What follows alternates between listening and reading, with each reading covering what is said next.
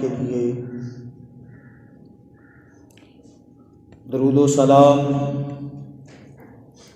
کائنات کے امام جناب محمد الرسول اللہ صلی اللہ علیہ وآلہ وسلم کی ذات گرامی پر مختصر حمد و صلوات کے بعد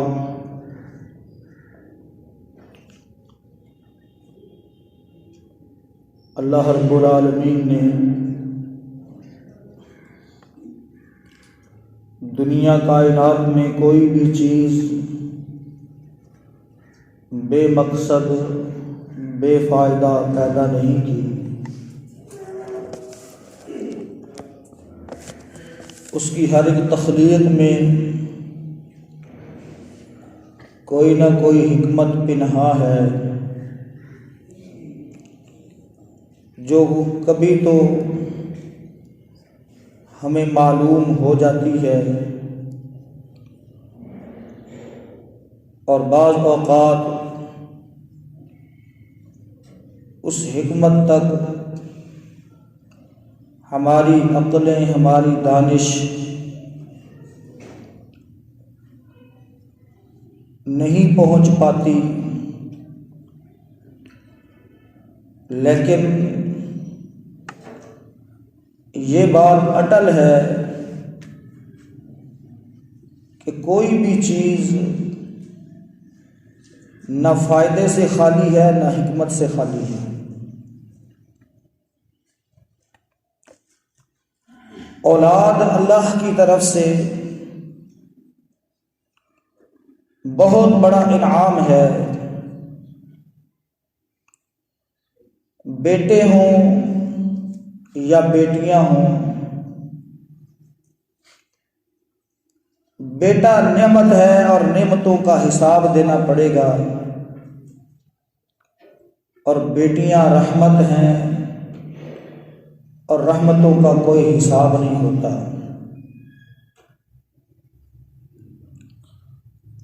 اولاد میں تذکیر و تانیث سے متاثر ہونا، بیٹوں کو اعلیٰ سمجھنا، بیٹیوں کو حقیر سمجھنا، اور صرف یہیں پر بس نہیں، پہلے تو صرف اتنی خبریں ملتی تھی کہ نو مولود بچی کو اس کا گلا دبا دیا گیا، نو مولود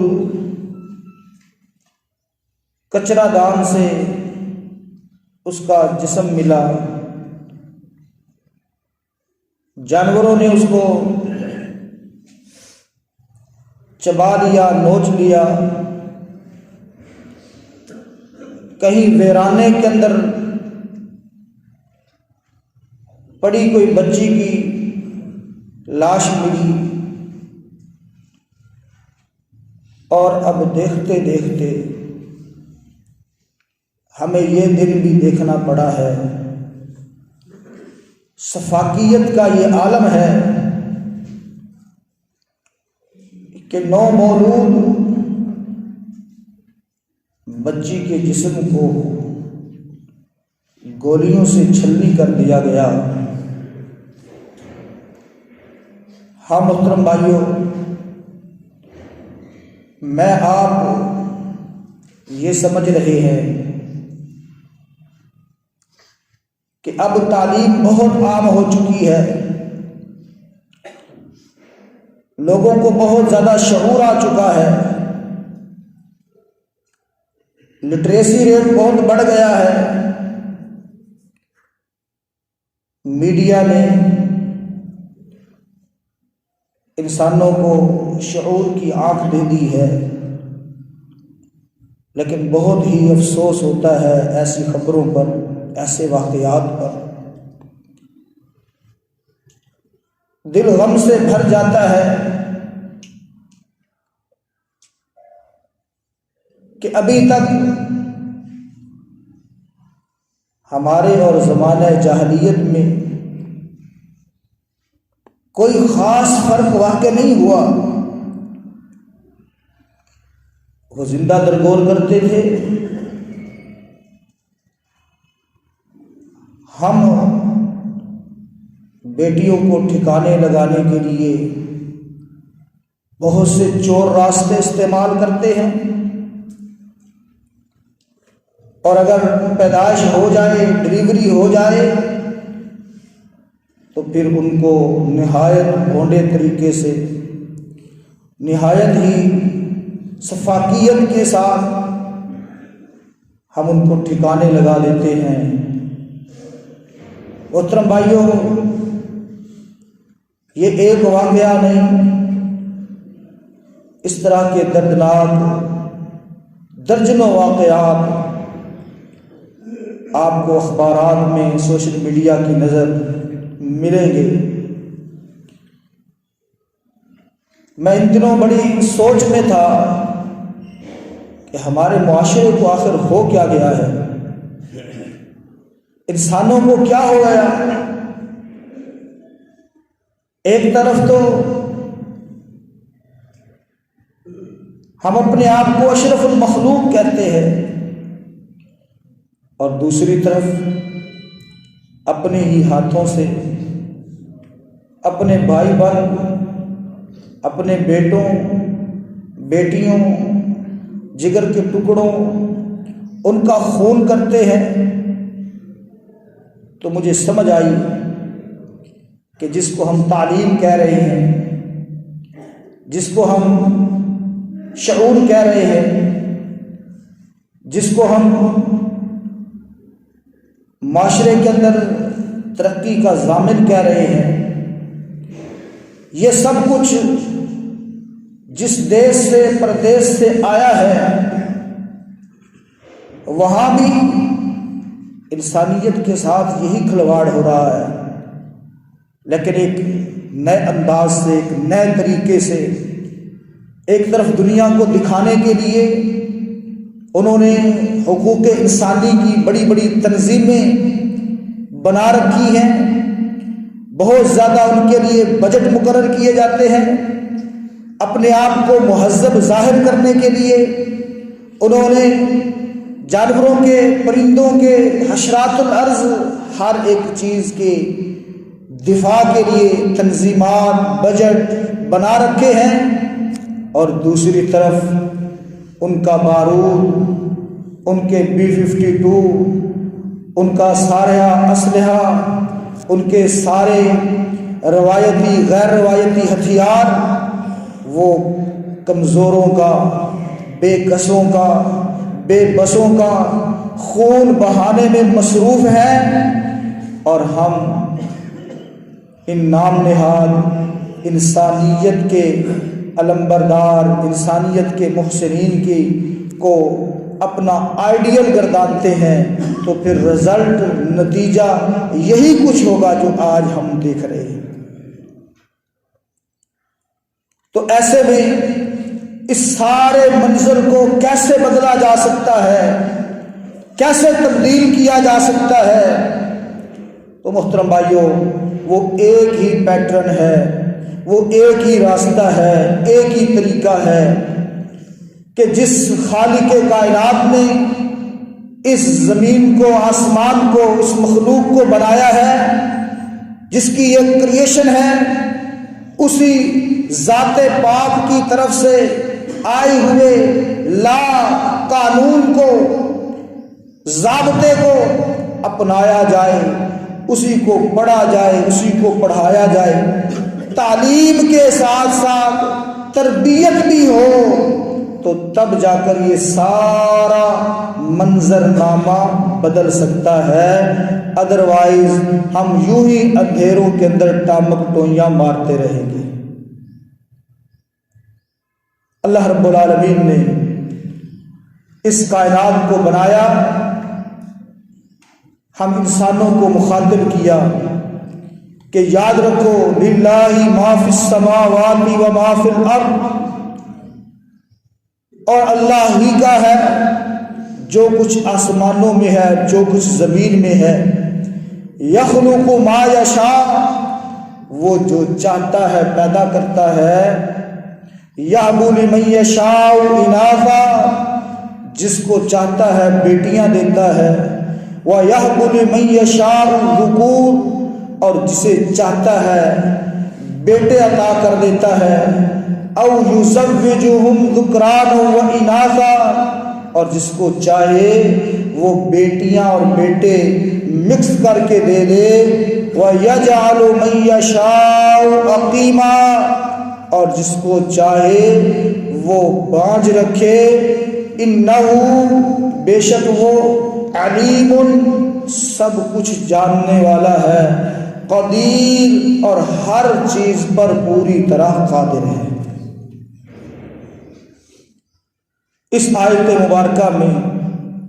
مفسرین نے 3 باتوں پر بہت زیادہ بحث کی ہے۔ آیت 1 ہے، اپنے گھر کے اندر بھی جا کر اس کو پڑھ کے دیکھ سکتے ہیں، سورہ شعراء ہے، آیت نمبر 49۔ 3 باتیں اس میں کی ہیں۔ پہلا حصہ، للہ ما فی السماوات و ما فی الارض، اللہ ہی کا ہے جو کچھ آسمانوں میں ہے اور جو کچھ زمین میں، یعنی زمین و آسمان کی بادشاہت، ملکیت، حاکمیت، وہ صرف اس پر اللہ کی ہے۔ دنیا کے اندر نہ کوئی جابر سلطان، نہ کوئی بڑا، نہ کوئی چھوٹا، نہ کوئی ولی، نہ کوئی علی، نہ کوئی محترم بھائیو داتا، نہ دستگیر، نہ کوئی نیک، نہ کوئی بد، اللہ کی بادشاہی میں کسی قسم کا کوئی حصے دار نہیں۔ یہ پہلی بات ہے اور بنیادی عقیدہ ہے، للہ ما فی السماوات و ما فی الارض۔ اور اس آیت مبارکہ کی تشریح میں مفسرین جو حدیث لے کر آئے ہیں وہ آپ کی نظر کرتا ہوں۔ پیارے پیغمبر جناب محمد الرسول اللہ صلی اللہ علیہ وسلم تشریف فرما تھے۔ ایک صحابی آئے اور آ کر کہنے لگے، ما شاء اللہ و شئت، جو اللہ چاہے اور جو سونے آپ چاہیں وہ ہوتا ہے۔ جو اللہ چاہے اور جو آپ چاہیں، یعنی جناب محمد الرسول اللہ صلی اللہ علیہ وسلم کو مخاطب کیا، آپ کی تعظیم کی، آپ کا رتبہ بیان کیا کہ جو اللہ چاہے اور جو آپ چاہیں وہ ہوتا ہے۔ پیارے پیغمبر جناب محمد الرسول اللہ صلی اللہ علیہ وسلم اس کی یہ بات سن کر سیدھے ہو کر بیٹھ گئے اور فرمایا، اجعلتنی للہ ندا، تو نے یہ جملہ بول کر، یہ بات کہہ کر مجھے رب کا شریک بنا دیا ہے کہ جو اللہ چاہے اور جو میں چاہوں وہ ہوگا۔ ہم بھی کہہ دیتے ہیں رب رسول کی مرضی، اللہ رسول کی مرضی، یعنی اللہ رب العالمین بھی مدد کرتا ہے، رسول اللہ بھی مدد کرتے ہیں۔ اور آپ محترم بھائیو سوشل میڈیا اٹھا کر دیکھیں، کتنے شرکیہ جملے آپ کو ملیں گے، ویڈیوز ملیں گی۔ اس حدیث کو پلے سے باندھ لیجئے۔ اللہ کے رسول صلی اللہ علیہ وسلم نے اس کی بات کو سنا اور فرمایا، اجعلتنی للہ ندا، کیا تو نے مجھے رب کا شریک بنا دیا ہے؟ قل ما شاء اللہ وحدہ، میں اگرچہ اس کا محبوب ہوں، میں اگرچہ 2 جہانوں کا سردار ہوں، میں اگرچہ اللہ کا رسول ہوں، اللہ کا پیارا ہوں، لیکن چلتی صرف میرے رب کی ہے۔ قل، کہا کر، یہ اعلان کیا کر، اس بات کا پرچار کیا کر، ما شاء اللہ وحدہ۔ اب یہ کوئی مشکل جملے نہیں ہیں جو ہمارے سر سے گزر جائے، اللہ کے رسول صلی اللہ علیہ وسلم سے اعلان کرواتے ہیں، قل، کہا کر، اعلان کر دے، ما شاء اللہ وحدہ،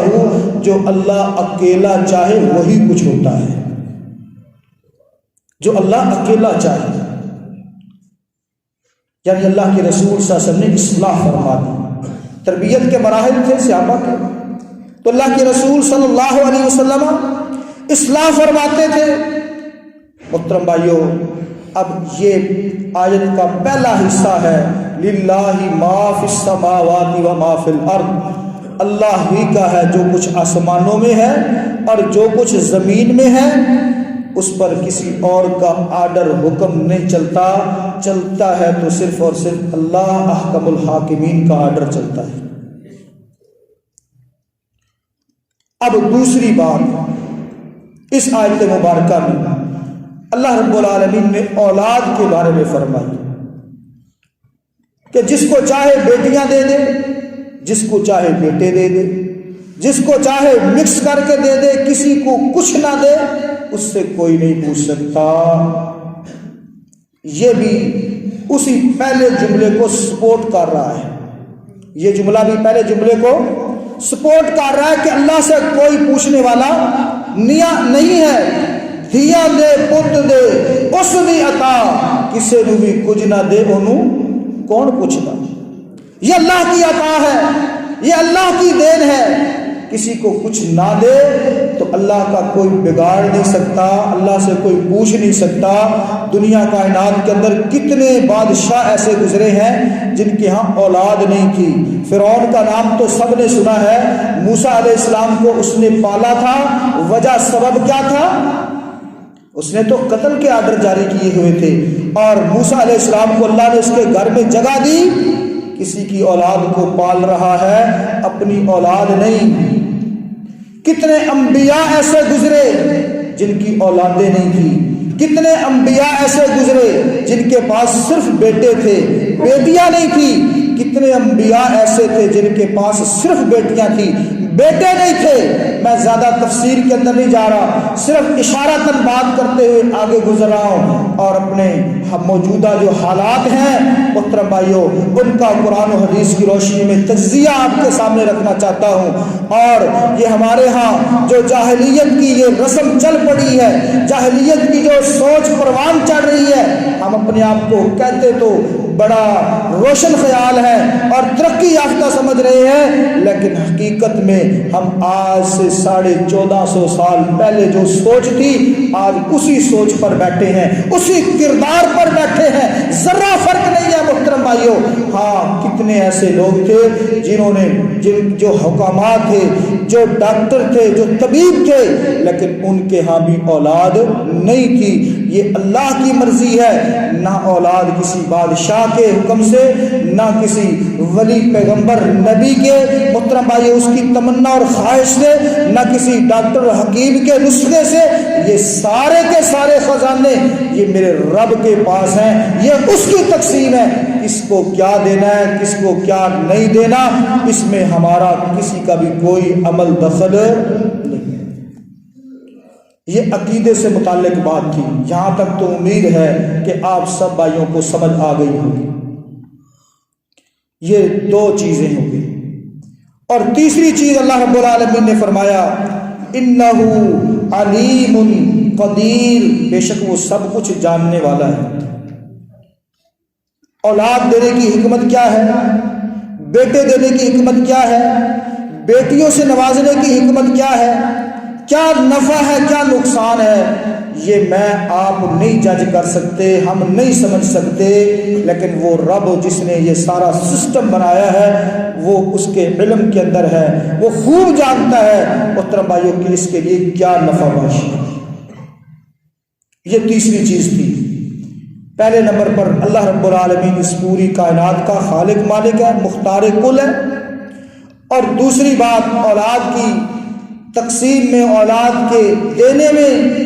وہ کسی سفارش کا محتاج نہیں، کسی جو ہے کسی کے سامنے وہ بے بس نہیں، وہ اپنی مرضی کرتا ہے۔ اور تیسری بات، کسی کو نہیں دے رہا تو اس کی حکمت کو بھی وہ جانتا ہے، کسی کو صرف بیٹے دے رہا ہے تو اس کی حکمت کو بھی وہ جانتا ہے، کسی کو صرف بیٹیاں دے رہا ہے اس کی حکمت کو بھی وہ جانتا ہے۔ ہاں محترم بھائیوں، جب یہ سارا معاملہ ہے ہی میرے رب کے ہاتھ میں، تو میں آپ اپنے رویوں سے رب تعالیٰ کی ناشکری اور تقدیر کے اگینسٹ جانے کے چکر میں پڑے ہوئے، یہ جو واقعات ہو رہے ہیں، اخبارات کے اندر آ رہا ہے، محترم بھائیو، اس کے پیچھے کیا چیز ہے کہ ہم رب تعالیٰ کی عطا پر، اس کی بنائی ہوئی تقدیر پر ہم راضی نہیں ہوتے۔ اس کی بنائی ہوئی تقدیر پر راضی کیسے ہوا جا سکتا ہے؟ کیسے پتا چلے گا کہ ہم اس کی بنائی ہوئی تقدیر پر راضی ہیں؟ تو محترم بھائیو، میں آپ اپنا امتحان لے سکتے ہیں، اپنے آپ کو جج کر سکتے ہیں کہ آیا کہ ہم رب کی بنائی ہوئی تقدیر پر راضی ہیں؟ جو فیصلے میرے اور آپ کے اوپر ہو رہے ہیں، چل رہے ہیں، ان کے بارے میں میرے دل میں کیا غبار ہے، میں کیا سمجھتا ہوں اور کتنی عجلت کا شکار ہوں، اس بات کو جج کرنے کے لیے جو اللہ نے ہمیں دیا ہے، جو اللہ نے ہمیں دیا ہے اس کو نعمت سمجھیں، اور جو رب تعالیٰ نے ہمیں نہیں دیا اس کو حکمت سمجھیں۔ اور تیسرے نمبر پر جو دے کر لے لیا ہے اللہ رب العالمین نے، وہ میری اور آپ کی آزمائش ہے۔ یہ تین باتیں محترم بھائیو جب ہم اپنے دل کے اندر بٹھا لیں گے تو انشاءاللہ تقدیر پر ایمان نصیب ہوگا۔ اور اگر ان تین باتوں میں کوئی کمی رہ گئی ہے کہ میں تو یہ حاصل کرنا چاہتا تھا، مجھے صرف یہی کچھ ملا ہے، تو کبھی بھی بندہ تقدیر پر صحیح طریقے سے ایمان نہیں لا سکتا۔ اور اسی طرح سے جو چیز چھن گئی ہے، جو چیز چلی گئی ہے، نقصان ہو گیا ہے، کوئی حادثہ پیش آ گیا ہے، تو محترم بھائیو اس کے اوپر افسوس کرتے رہنا یاد رکھیے۔ ہاں، اس سے سیکھنا ضرور چاہیے کہ یہ حادثہ کیوں ہوا، میرا گھر ٹوٹا تو کیوں ٹوٹا، میری گاڑی کو حادثہ پیش آیا تو کیوں آیا، میں اوور سپیڈ تو نہیں جا رہا تھا، میں عدم برداشت کا شکار تو نہیں تھا، میرے اندر غصے کی عادت تو زیادہ نہیں۔ یہ ساری باتیں سیکھنے کے لیے ہوتی ہیں، سیکھیں ضرور اس واقعے سے، اس حادثے سے، لیکن اللہ کی تقدیر پر راضی ہو جائیں کہ اللہ نے جو نفع نقصان لکھا تھا وہی ہوا ہے۔ ساری کائنات مل کر مجھے نفع پہنچانا چاہے پہنچا نہیں سکتی، ساری کائنات مل کے مجھے نقصان پہنچانا چاہے نقصان پہنچا نہیں سکتی، سوائے اس کے کہ رب تعالی نے وہ میرے مقدر میں لکھا۔ اب بیٹیوں کے ہونے پر جو ہم افسردہ ہوتے ہیں، پریشان ہوتے ہیں، دل گرفتہ ہوتے ہیں، میں آپ کے سامنے چند احادیث پیش کر دیتا ہوں تاکہ اللہ رب العالمین نے بیٹیوں کے مقدر اور نصیب جو ہمارے لیے رکھے ہیں، اللہ تعالیٰ نے کتنی بڑی رحمتوں سے ہمیں نوازا ہے۔ پیارے پیغمبر جناب محمد رسول اللہ صلی اللہ علیہ وسلم نے فرمایا، لا تکرہ البنات، بنات بنت کی جمع ہے، لا تکرہ البنات، بیٹیوں کو برا نہ سمجھا کرو، منحوس نہ سمجھا کرو، بیٹیوں کو برا نہ جانو، فَإِنَّهُنَّ الْمُؤَنِّسَاتِ، بے شک یہ تو بہت زیادہ محبت کرنے والی ہیں،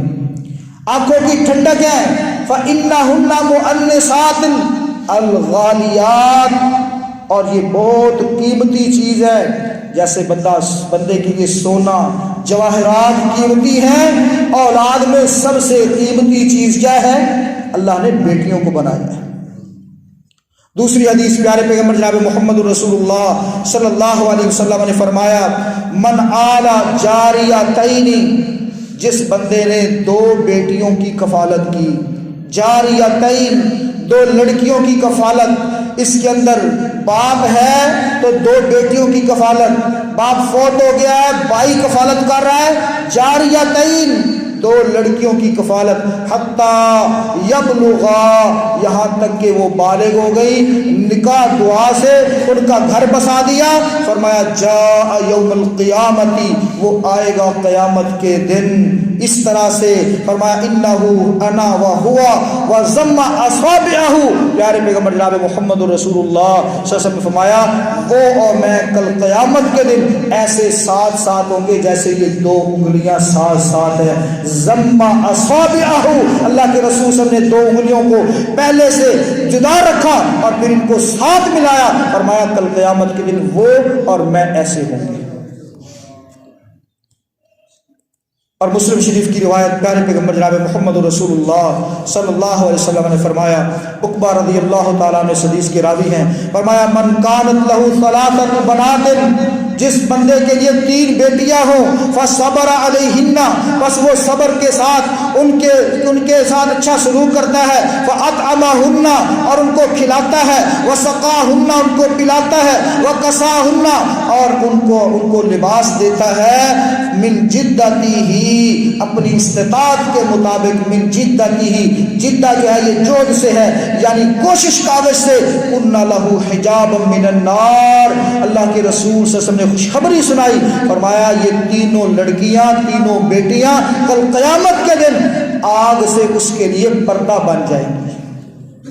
آگ سے پردہ بن جائیں گی اس کے لیے۔ ایک صحابی کھڑے ہوئے، اللہ کے نبی صلی اللہ علیہ وسلم صرف 3 ہو تو پھر، جس کی 2 ہو تو اس کے لیے بھی کچھ خوشخبری سنا دیے۔ اللہ کے رسول صلی اللہ علیہ وسلم فرمایا جس کی 2 ہوئی اس نے ان کے ساتھ حسن سلوک کیا، یہ دونوں بھی اس کو آگ سے بچا لیں گے۔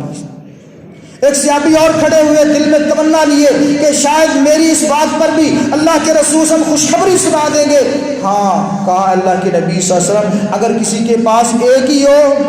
وہ اس کے ساتھ اس نے سلوک کرے، کیا اس کو کچھ نہیں ملے گا؟ اللہ کے رسول صلی اللہ علیہ وسلم نے فرمایا جس نے ایک بیٹی کے ساتھ بھی اس نے سلوک کیا، اللہ تعالیٰ اس کو بھی جہنم کی آگ سے بچا لے گا۔ ہاں محترم بھائیوں، اب یہ بیٹیاں 1 2 3 یہ جہنم کی آگ سے بچا رہی ہیں حسن سلوک کی بنیاد پر، اور اس بدبخت کا کیا بنے گا جس کے ہاں بیٹی ہوئی پہلی اولاد اور اس نے اس کو گولیوں سے بھون ڈالا، اس کے بارے میں کیا تصور کرتے ہیں؟ جس نے کچرے دان کے اندر ڈال دیا، محترم بھائیوں ظلم ڈھایا، جس نے جو ہے باہر ویرانے کے اندر پھینک دیا، اس کے بارے میں کیا سوچتے ہیں؟ وہ کس منہ سے رب تعالیٰ کے دربار کے اندر آئے گا؟ آؤ محترم بھائیوں، اولادوں کے اوپر رحم کریں۔ پیارے پیغمبر جناب محمد رسول اللہ صلی اللہ علیہ وسلم نے فرمایا جو ہم میں سے جو ہمارے چھوٹوں پر رحم نہیں کرتا، جو ہمارے بڑوں کا ادب نہیں کرتا، فلیس منا، اس کا امت محمدیہ کے ساتھ کوئی تعلق نہیں ہے۔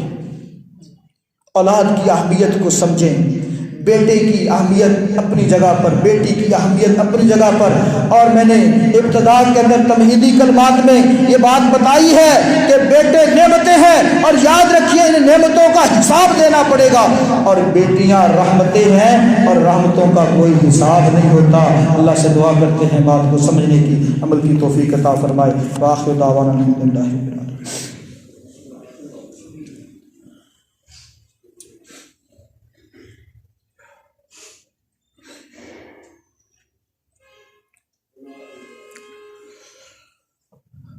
إن الحمد